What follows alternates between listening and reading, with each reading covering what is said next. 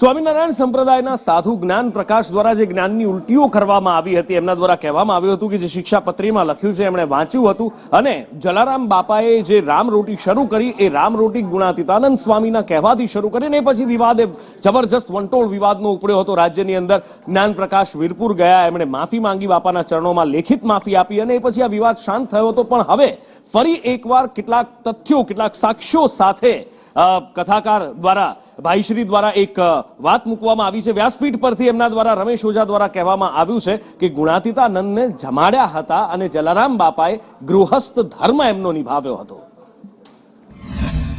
અને ગુણાતીતાનંદ સ્વામી પધારે પણ ખરા, એ પ્રસાદ પણ લે.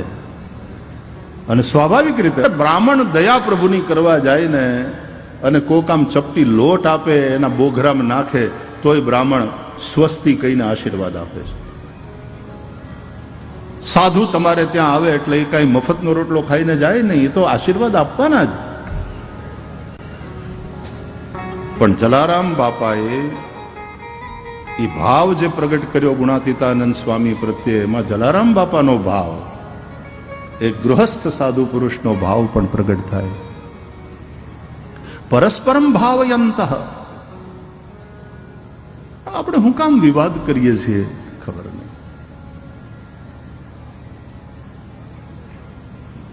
ચોપડા હાચા લખજો, હાચા લખજો. ઇતિહાસ છે, ઇતિહાસ છે, એ હાવ સાચી વાત, પણ એક ઐતિહાસિક તથ્ય હોય છે અને એક એની પાછળનું સત્ય હોય છે.